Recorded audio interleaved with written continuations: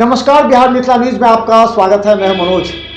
देखिए, 2025 बिहार के चुनाव की राजनीति को लेकर के अभी विधानसभा में जो वार पलटवार चल रहे हैं वो सदन तक ही सीमित नहीं है, बल्कि सदन के बाहर भी चर्चा है। स्टूडियो से लेकर के ग्रामीण क्षेत्र की जनता इस बात की चर्चा कर रही है कि आखिर कौन से वो मुद्दे हैं जो बिहार के चुनाव में प्रभावी होने वाले। हमारे साथ भारतीय जनता पार्टी के वरिष्ठ नेता हैं राजीव ठाकुर जी, जो 2020 में गौराबोराम से चुनाव भी लड़ चुके हैं और इस बार भी प्रबल दावेदार है चुनाव के लिए। आपका स्वागत है।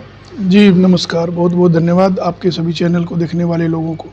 अच्छा राजीव जी, एक सवाल ये है कि चुनाव हर वर्ष आते हैं, मुद्दे बदल जाते हैं, वोटर वही रहते हैं, तो क्या लगता है कि वोटर जो है वो किस बात को प्राथमिकता देता है? प्रत्याशी के चेहरे को, राजनीतिक के दल को, या फिर जो नए नए मुद्दे आते हैं उसको? देखिए, हमारे भारतीय जनता पार्टी का एक ही मुद्दा रहता है, सबका साथ, सबका विकास और सबका विश्वास। और उसी मुद्दे को लेकर के हम लोग क्षेत्र में रहते हैं। आदरणीय प्रधानमंत्री श्री नरेंद्र मोदी जी और हमारे बिहार के यशस्वी मुख्यमंत्री के नेतृत्व में बिहार का जो विकास हो रहा है, इसी विकास को मुद्दा बना करके हम लोग क्षेत्र में जाते हैं। और निश्चित रूप से प्रत्याशी का भी अपना एक चेहरा होता है, अपना काम करने का तरीका होता है, ये तो होता ही है। तो लगता है आपने 2020 में चुनाव लड़ा था गौराबोराम क्षेत्र से। गौराबोराम क्षेत्र कहा जाता है काफ़ी पिछड़ा बाढ़ क्षेत्र माना जाता रहा है, तो क्या लगता है कि मुद्दा इस बार बदलेगा? जैसे कि अभी ये कहा जा रहा है कि तेजस्वी यादव ने कहा कि 2500 माई बहन योजना, सम्मान योजना, फिर 500 रुपये सिलेंडर, 200 यूनिट, ये ज़्यादा लोगों को प्रभावित कर रहा है। तो क्या लगता है कि ये किन मुद्दों को लेकर के आप जाएंगे और कैसे काटेंगे तेजस्वी के इन बयानों को? देखिए, ये तेजस्वी का जो मुद्दा है, ये मुद्दा निश्चित रूप से लोगों को लुभाने वाला मुद्दा है। लेकिन हमारे प्रधानमंत्री जी का जो विकास का विजन है, जो क्षेत्र में विकास हो रहा है, चाहे पुल का निर्माण, पुलियों का निर्माण, रोड का निर्माण, और प्रधानमंत्री का जो व्यक्तित्व है, उसको लेकर के हम लोग क्षेत्र में आएंगे। और नीतीश कुमार जो 20 साल में बिहार को गड्ढे से को बढ़ते बढ़ते जो विकास को एक नए धरातल पर लेकर के आए हैं, उसी को लेकर के हम लोग क्षेत्र में जाएंगे। और निश्चित रूप से इस बार गौराबोराम में पिछले से भी अधिक मतों से हम लोग जीतेंगे। अच्छा, लगता है कि इस बार का जो बिहार विधानसभा चुनाव होने वाला है, उस विधानसभा में जो क्षेत्रीय घटक दल हैं आपके, वो तो पहले सीट की अलग दावेदारी करें, लेकिन क्या इस दिल्ली की तरह मोदी के चेहरे पर ही बिहार का चुनाव लड़ा जाएगा? देखिए, हमारे बिहार में डबल इंजन की सरकार है।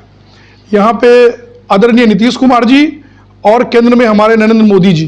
तो निश्चित रूप से नरेंद्र मोदी जी का तो चेहरा है ही, और हम लोग बिहार में नीतीश कुमार के नेतृत्व में चुनाव लड़ने जा रहे हैं। इस बार बिहार में भारतीय जनता पार्टी में प्रदेश अध्यक्ष एक बार फिर दिलीप जायसवाल, डॉक्टर दिलीप जायसवाल हुए। तो क्या लगता है कि दिलीप जायसवाल की कार्य प्रणाली किस तरह है? वो कार्यकर्ताओं के बारे में सोचेंगे, विचार विमर्श करेंगे, उन नेताओं को अहमियत देंगे कि जो घर में बैठ करके फेसबुक चलाते हैं, जो केवल यूट्यूब व्हाट्सएप चलाते हैं, ऐसे नेताओं को तरजीह दी जाएगी जो क्षेत्र में जनता के बीच काम करेंगे? देखिए, दिलीप जायसवाल जी एक मजे हुए राजनेता हैं, और अभी कल ही हमारा प्रदेश परिषद का बैठक था, उसमें उनको दोबारा से सभी प्रदेश परिषद के लोगों ने केंद्रीय नेतृत्व के द्वारा जो उनको प्रदेश अध्यक्ष मनोनीत किया गया था, उनका एक औपचारिक मुहर लग गया। और निश्चित रूप से जो क्षेत्र में काम करने वाला नेता है, जो गणेश परिक्रमा करने वाला नेता नहीं है, जो हमारे अध्यक्ष जी पहले भी बोले हैं, उनको निश्चित रूप से संगठन में और आगे आने वाले जो चुनाव में है उसको निश्चित रूप से जिम्मेवारी मिलेगा। अच्छा राजीव जी, आप चुनाव लड़ चुके हैं, आप जानते होंगे कि अब 2025 का चुनाव होने वाला है और गौराबोराम से आप अपनी प्रबल दावेदारी दे रहे हैं। ये बताइए कि आपके गौराबोराम क्षेत्र में मुख्य समस्या क्या है जो जनता को ज़्यादा प्रभावित कर रही है, और इसी मुद्दे पर विपक्ष भी चुनाव लड़े? देखिए, गौराबोराम में बहुत सारे समस्या है। गौराबोराम में एक बाढ़ प्रभावित क्षेत्र है, वहाँ पे हमारा बाढ़ का एक अस्थायी निदान खोजना पड़ेगा। वहाँ पे हम लोग एक प्रयास किए थे कि गौराबोराम विधानसभा क्षेत्र में एक केंद्रीय विद्यालय का निर्माण हो, वहाँ पे विद्यालय का अभाव है। वहाँ का जो डिग्री कॉलेज है उसमें और अत्याधिक जो है एजुकेशन की व्यवस्था किया जाए। वहाँ पे एक स्टेडियम नहीं है। हमने पहले भी तत्कालीन खेल मंत्री प्रमोद कुमार जी थे, उनको हमने पत्र भी लिखा था और उनसे मिला भी था, उन्होंने उस पर संज्ञान लिए भी थे। वहाँ पे एक खेल का उच्च स्तरीय एक स्टेडियम का निर्माण होना चाहिए। वहाँ पे एक गर्ल्स कॉलेज का निर्माण होना चाहिए। वहाँ पे हर पंचायत में एक सार्वजनिक शौचालय का निर्माण होना चाहिए। बहुत सारा ऐसा मुद्दा है जो गौराबौराम विधानसभा में अभी भी विकास से पीछे है, जिससे कि अगर हम लोगों जैसे प्रत्याशी आता है और हम लोगों जैसे जनप्रतिनिधि अगर बनता है तो निश्चित रूप से गौराबौराम विधानसभा का और अत्यधिक विकास होगा। 5 वर्षों में आपने क्या किया क्षेत्र में? 5 वर्षों में सत्ता आप ही के हाथ में रही है गौराबौराम की। जो आप गौराबौराम से भाजपा वहाँ पहले तो जो चुनाव लड़े गए थे वो तो मुकेश सहनी के ही दम पर लड़े गए थे, मुकेश सहनी के ही उम्मीदवार लड़े थे, बाद में उसे भाजपा में उन्हें कन्वर्ट कर दिया गया। तो आपने 5 साल क्या किया उस क्षेत्र में, भाजपा ने क्या किया? क्योंकि जवाब भाजपा से पूछेंगे जनता। देखिए, हम अभी वहाँ के जनप्रतिनिधि तो नहीं हैं। हमारे स्तर से क्षेत्र में जो भी लोक नीति का काम होता है, जो लोगों को समस्या होता है, चाहे वो किसी हॉस्पिटल में लोगों को समस्या हो, चाहे एम्स में दिखाने का समस्या हो, जिस तरह का हमारे पास जो भी समस्या आता है लोगों का, हम भरसक प्रयास करते हैं दूर करने का। बाकी तो जो वर्तमान जनप्रतिनिधि है उनसे आपको ये सवाल पूछना पड़ेगा कि उन्होंने 5 साल अपने क्षेत्र के लिए क्या किया है। हाँ, मैं ये कह सकता हूँ कि आदरणीय प्रधानमंत्री जी और नीतीश कुमार जी के द्वारा जो जन कल्याणकारी योजना है वो निश्चित रूप से गौराबौराम विधानसभा में लागू हुआ है। अच्छा, ये कहा जा रहा है कि गौराबौराम जो प्रखंड बना और किरतपुर प्रखंड बना, मुख्यालय उसका पूरी तरह विकसित नहीं हो पाया। उसका जो कार्य प्रणाली थी वो भी पीछे रह गई, लोगों को बहुत बहुत दूर से आना पड़ रहा है। हालांकि सड़कें तो बन गई हैं बहुत, लेकिन फिर भी लगता है कि वहाँ की जनता की जो मूल समस्या है, जिसके लिए वो दर दर की ठोकरें खा रही है, उसके लिए क्या? निश्चित रूप से जो वहाँ का ये मुख्यालय का समस्या है उसमें वर्तमान जनप्रतिनिधि भी अपना कार्य कर रहा होगा और हम इस समस्या को आगे तक लेकर के जाएंगे और जल्द से जल्द इस समस्या का निवारण होगा। अच्छा राजीव जी, एक महत्वपूर्ण सवाल ये है कि आप जानते हैं कि गौराबौराम से अगर आप प्रबल दावेदार हैं, प्रत्याशी हैं भारतीय जनता पार्टी के, तो आपकी टक्कर मुकेश सहनी से हो सकती है, क्योंकि मुकेश सहनी का अपना गृह क्षेत्र है वहाँ। मुकेश सहनी लगातार वहाँ कार्य कर रहे हैं, मुकेश सहनी के आदमी वहाँ पर है, मुकेश सहनी के भाई के संभावित है चुनाव लड़ने के, कभी विनोद बम्पर, कभी संतोष सहनी, ये तमाम बातें आ रही हैं, कभी बिल्टू सहनी के चुनाव लड़ने की बात आ रही है। तो इस क्योंकि पिछली बार जो चुनाव लड़े गए थे वो मुकेश सहनी के बल पर ही, मुकेश सहनी का कहना था हमारे ही बल पर चुनाव लड़े गए थे और चुनाव जीती थी। इस बार किस बल पर आप चुनाव लड़ेगा, कैसे आप डिफीट करेंगे, कैसे आप लड़ेंगे मुकेश सहनी? देखिए, हमारे पार्टी में अगर पार्टी हमको उम्मीदवार बनाती है, ये पार्टी को तय करना है, पार्टी के शीर्ष नेतृत्व को तय करना है। अगर हमारे पार्टी हमको चुनाव लड़ाती है तो हमारा बूथ स्तर तक अपना एक संगठन है, युवा उत्थान फाउंडेशन, जिसके माध्यम से भी हम पंचायत स्तर से अब हम लोग बूथ स्तर तक जा रहे हैं। पंचायत स्तर तक हमारा संगठन बना हुआ है। बाकी हमारा भारतीय जनता पार्टी का आदरणीय प्रधानमंत्री जी का जो नीति है उस नीति पे हम लोग चुनाव लड़ते हैं, व्यक्तिगत कोई चुनाव नहीं लड़ता। और मुकेश सहनी का वहाँ पे कोई व्यक्तिगत जनाधार नहीं है, वो जाति लेकर के राजनीति करते हैं। और हमारे प्रधानमंत्री जी के द्वारा, हमारे वित्त मंत्री के द्वारा जो उनके समुदाय के लोगों के लिए जो कार्य किया जा रहा है, अभी देखिए मखाना बोर्ड का निर्माण हमारे बिहार में हो रहा है, अभी के बजट में किया गया है। मछुआरा समाज के लिए जो इतना काम हमारे सरकार के द्वारा किया गया है, तो हमारा सरकार उस जाति और हर जाति वर्ग के लिए सोचता है।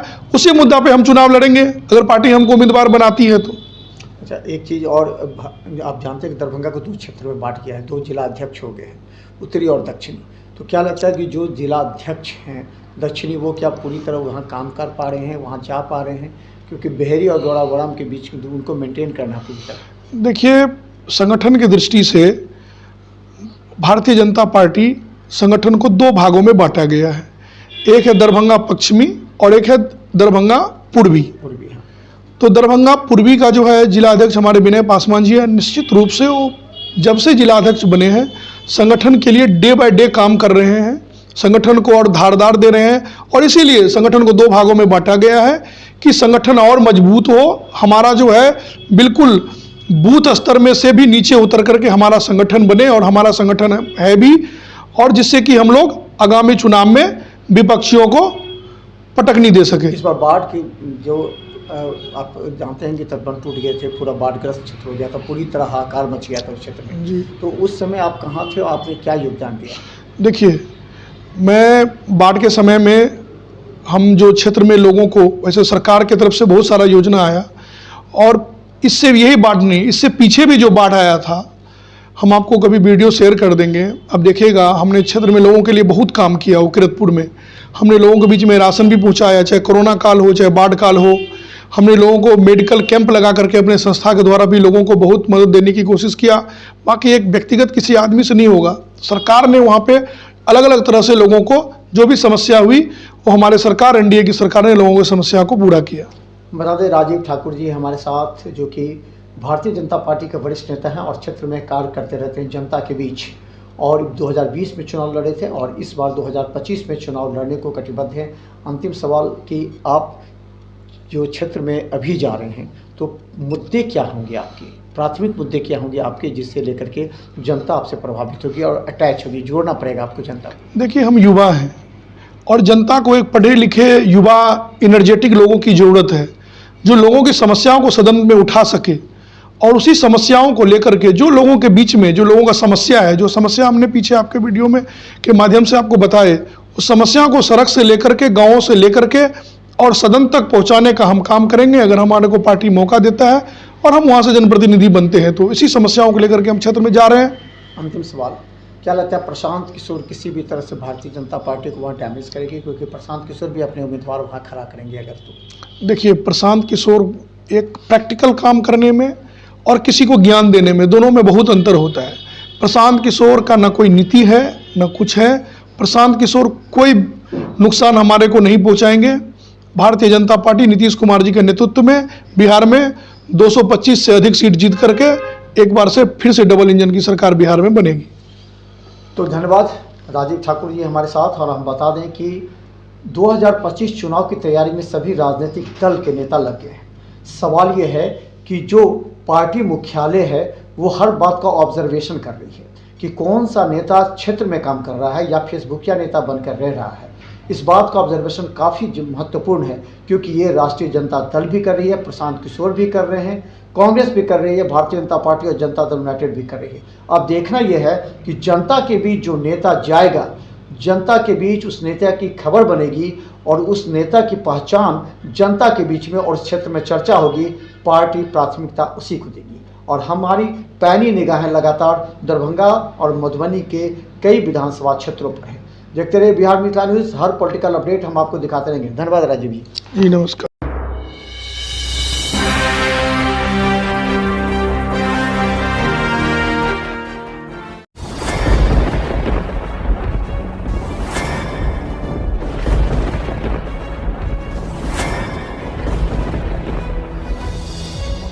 हम जीविका के सीआरपी छी 10 साल 12 साल से एको गो पाई न हमरा के दरमाहा घरे घरे। संदेश देता है कि या प्रशासनिक अधिकारी सही तरह से एक्टिव नहीं है या फिर नीतीश सरकार कंट्रोल नहीं कर पा रही है। ये सरकार में कमी है जो सर, सरकार जो कंट्रोल नहीं कर पाती है सर, बाकी जो भी है सब एक ही तरह। मनोज बाबू, आप फटे दूध से छाली निकालने वाले लोग हैं, ब्रेकिंग न्यूज के मास्टर हैं। गरीब का ये सब गरीब का है ही नहीं, शासन सत्ताकार आदमी है, ये सब बर्बाद कर दिया बिहार को। तो निश्चित तौर पर केंद्र में भी हमारी सरकार होती है, बिहार में भी हमारी सरकार होती है, तो पलटू राम है फिर पलट जाते हैं।